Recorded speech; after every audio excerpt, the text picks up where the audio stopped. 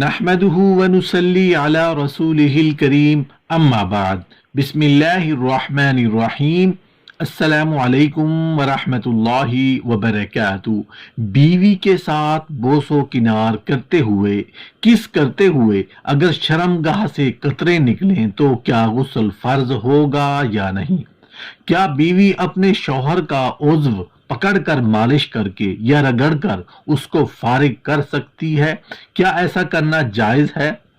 کیا عورت کی شرمگاہ میں انگلی ڈالنے سے غسل واجب ہو جاتا ہے؟ عورت کا شرمگاہ میں انگلی ڈالنا کیسا ہے؟ ہم بستری میں عورت ڈسچارج نہ ہو تو کیا عورت پر غسل فرض ہوگا یا نہیں؟ یعنی ہم بستری میں شوہر کا انزال ہو جائے مگر عورت ڈسچارج نہ ہو، یعنی عورت کو انزال نہ ہو تو کیا عورت پر غسل فرض ہوگا؟ یعنی میاں بیوی نے ملاقات کی، یعنی ہم بستری کی، میاں کا مقصد پورا ہوا یعنی ڈسچارج ہوا، مگر بیوی کا مقصد یعنی عورت کی منی خارج نہیں ہوئی، تو اس سے عورت پر غسل فرض ہوگا یا نہیں؟ ایک دوسرا سوال کیا گیا ہے کہ کنڈوم کے استعمال کرنے سے عورت پر غسل فرض ہوگا یا نہیں؟ مسئلہ حیا کے خلاف ضرور ہے مگر ضروری ہے۔ اس حوالے سے سنن ابو داؤد کے اندر ایک حدیث شریف موجود ہے۔ حضرت ابو ہریرہ رضی اللہ تعالی عنہ سے مروی ہے کہ رسول اللہ صلی اللہ علیہ وآلہ وسلم نے فرمایا کہ شوہر جب بیوی کی 4 شاخوں کے درمیان بیٹھے اور ختنے کو ختنے سے ملا دے تو غسل واجب ہو گیا۔ اسی طرح سنن ابن ماجہ میں ایک حدیث ہے، ام المومنین حضرت عائشہ صدیقہ رضی اللہ تعالی عنہ فرماتی ہیں کہ رسول اللہ صلی اللہ علیہ وآلہ وسلم نے ارشاد فرمایا کہ جب شرمگاہیں مل جائیں تو غسل واجب ہو گیا، چاہے انزال ہو یا نہ ہو، دونوں صورتوں میں غسل واجب ہو گیا۔ شرمگاہیں ملنے سے شوہر اور بیوی دونوں پر غسل واجب ہو جاتا ہے۔ ایک سوال پوچھا گیا ہے کہ بیوی اپنے شوہر کا عضو تناسل پکڑ کر مالش کر کے یا رگڑ کر اس کو فارغ کر سکتی ہے، یعنی کہ اس کی منی نکال سکتی ہے؟ اس کا جواب یہ ہے کہ اسلام میں ہاتھ سے منی نکالنا جائز اور مکروہ تنزیہی کہا گیا ہے، پھر چاہے وہ اپنے ہاتھ سے کرے یا اپنی بیوی سے کروائے، اس لیے اس کام سے بچنا چاہیے۔ ایک سوال پوچھا گیا ہے کہ کیا بیوی کے پستانوں کے درمیان شوہر اپنے نفس یا عضو تناسل کو رگڑ کر منی نکال سکتا ہے یا اپنے آپ کو فارغ کر سکتا ہے؟ کیا ایسا کرنا جائز ہے؟ اس کا جواب یہ ہے کہ جنسی خواہشات کو پورا کرنے کے لیے شوہر یا بیوی کی شرمگاہ کا استعمال کر کے ہم بستری کے ذریعے پورا کیا جا سکتا ہے۔ اس کے علاوہ کسی بھی دوسرے طریقے سے اسلام میں اجازت نہیں ہے، کیونکہ بیوی کے پستانوں پر آپ کے بچے کا حق ہے، آپ کا حق اس جگہ پر نہیں، اس لیے ایسا کرنے سے بچنا چاہیے۔ اگر آپ ایسا کر کے پستانوں والی جگہ کو ناپاک کر دیں گے، جب آپ کا بچہ وہاں سے دودھ پیے گا تو اس پر اس کا بہت زیادہ منفی اثر پڑے گا۔ محترم ناظرین، ایک سوال پوچھا گیا ہے کہ کیا عورت کی شرمگاہ میں انگلی ڈالنے سے غسل واجب ہو جاتا ہے؟ عورت کا شرمگاہ میں انگلی ڈالنا کیسا ہے؟ عورت اگر خود اپنی شرمگاہ میں انگلی داخل کرے لیکن منی نہ نکلے تو کیا اس پر غسل واجب ہوگا یا نہیں؟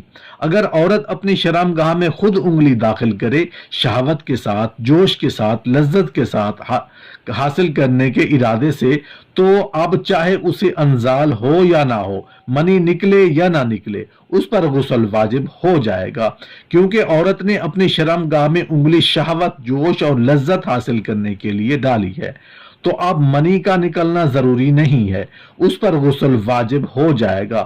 اب دوسرا مسئلہ کہ شہوت نہیں، کوئی جوش نہیں تھا، کوئی لذت حاصل کرنے کا ارادہ نہیں تھا، کوئی اس طرح کے گندے خیالات نہیں تھے، عورت نے بغیر شہوت کے شرمگاہ میں انگلی داخل کر دی یا پھر کوئی دوائی داخل کرنے کے لیے شرمگاہ میں انگلی ڈالی، اگر اس طرح انگلی شرمگاہ میں داخل کی ہے تو اس پر غسل واجب نہیں ہوگا۔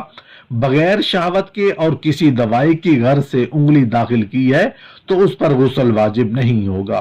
اسی طرح اگر عورت نے خود شہوت، جوش اور لذت حاصل کرنے کے لیے شرمگاہ میں انگلی ڈالی یا پھر شوہر نے جوش کے ساتھ شہوت کے ساتھ لذت حاصل کرنے کے لیے عورت کی شرمگاہ میں انگلی ڈالی، تب بھی اگر عورت کو انزال ہو یا نہ ہو، منی نکلے یا نہ نکلے، تب بھی عورت پر غسل واجب ہو جائے گا۔ دونوں صورتوں میں، چاہے عورت خود انگلی داخل کرے یا شوہر بیوی کی شرمگاہ میں انگلی داخل کرے، جوش، شہوت اور لذت کے ساتھ داخل کرے گا تو عورت پر غسل واجب ہو جائے گا۔ بغیر کسی لذت، بغیر کسی شہوت اور جوش کے انگلی داخل کی اور اگر منی نکل آئی، انزال ہو گیا، اب تو اس پر ہر صورت میں غسل واجب ہو گیا۔ اگر شہوت کے ساتھ انگلی داخل کی ہے اور انزال ہو یا نہ ہو، پھر بھی عورت پر غسل واجب ہو جائے گا۔ محترم ناظرین، ایک سوال کیا گیا ہے کہ اپنی بیوی یعنی اہلیہ سے بات کرتے ہوئے بعض مرتبہ ایسا ہوتا ہے کہ شرمگاہ سے سفید پانی کے قطرے نکلتے ہیں، تو کیا اس صورت میں غسل فرض ہوگا یا نہیں ہوگا؟ بیوی کے ساتھ بات کرتے ہوئے غلط قسم کی تصویر پر نظر پڑ جانے سے یا ذہن کے اندر غلط قسم کے خیالات آ جانے سے عام طور پر ان صورتوں میں انسان کی مضی خارج ہوتی ہے، منی خارج نہیں ہوتی۔ مضی کے خارج ہو جانے سے صرف وضو ٹوٹتا ہے، غسل فرض نہیں ہوتا۔ ہاں، اگر منی بھی خارج ہو جائے تو غسل فرض ہو جائے گا۔ بہت سارے لوگوں کو مضی اور منی کا فرق معلوم نہیں ہوتا۔ مضی اس پانی کو کہتے ہیں جو شہوت کے وقت شرمگاہ کے سرے پر لیس دار چپکتا ہوا پانی نمودار ہوتا ہے، اسے مضی کہتے ہیں۔ اس کے خارج ہونے سے صرف وضو ٹوٹتا ہے، غسل فرض نہیں ہوتا۔ منی اس پانی کو کہتے ہیں جو شہوت کے ساتھ، لذت، جوش اور ٹپک کے ساتھ شرمگاہ سے جو پانی خارج ہوتا ہے اسے منی کہتے ہیں۔ اس کے خارج ہو جانے سے غسل فرض ہو جائے گا۔ اب یہ آپ کے علم میں ہے کہ آپ کی مضی خارج ہوئی ہے یا منی۔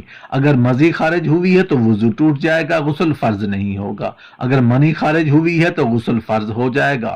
دوسرا مسئلہ کہ اگر مضی خارج ہوئی ہے اس سے تو وضو ٹوٹ گیا، اس سے کپڑے بھی ناپاک ہوں گے یا نہیں؟ علماء کرام اس کے بارے میں بیان فرماتے ہیں کہ یہ نجاست غلیظہ ہے۔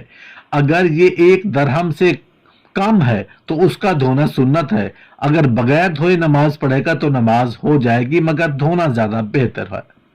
اگر یہ 1 درہم کے برابر ہے تو پھر اس کا دھونا واجب ہے، بغیر دھوئے نماز پڑھے گا تو اس کا نماز کا لوٹانا پھر ضروری ہوگا۔ اگر 1 درہم سے زیادہ ہے تو پھر اس کا دھونا فرض ہے، بغیر دھوئے ان کپڑوں کے ساتھ نماز پڑھے گا تو نماز ہی نہیں ہوگی۔ تیسرا مسئلہ کہ مضی جسم کے جس حصے پر لگ جائے کیا اس حصے کو دھونا ضروری ہے؟ اس حوالے سے ایک حدیث مبارکہ بیان کرتے ہیں۔ حضرت علی المرتضی رضی اللہ تعالی عنہ کے ساتھ یہ معاملہ پیش آتا تھا کہ آپ طاقتور جوان تھے تو آپ کے جوش کی وجہ سے مضی خارج ہوتی تھی۔ آپ رسول اللہ صلی اللہ علیہ وسلم سے ڈائریکٹ یہ مسئلہ پوچھنے میں شرم محسوس کرتے، اس لیے آپ نے اپنے دوست حضرت مقداد سے کہا کہ یہ مسئلہ رسول اللہ صلی اللہ علیہ وآلہ وسلم سے دریافت کریں۔ تو حضرت مقداد رضی اللہ تعالی عنہ نے رسول اللہ صلی اللہ علیہ وآلہ وسلم سے یہ مسئلہ پوچھا تو آپ صلی اللہ علیہ وآلہ وسلم نے ارشاد فرمایا کہ جس کے ساتھ یہ معاملہ ہو، مضی خارج ہو، تو وہ شرمگاہ کو اچھے طریقے سے دھو لے اور جس جگہ پر مضی لگی ہے کپڑے کے اس حصے کو دھو لے اور ساتھ وضو کر لے تو اس کے لیے یہی کافی ہے، اس کے لیے غسل کی ضرورت نہیں ہے۔ اس حدیث مبارکہ میں بیان کیا گیا کہ جسم کے جس حصے پر مضی لگی ہے اس حصے کو دھونا بھی ضروری ہے، اور کپڑے کے جس حصے پر مضی لگی ہے تو کپڑے کے اس حصے کا دھونا بھی ضروری ہے۔ اس کے بعد وضو کر لے، یہی کافی ہے، غسل کرنے کی ضرورت نہیں ہے۔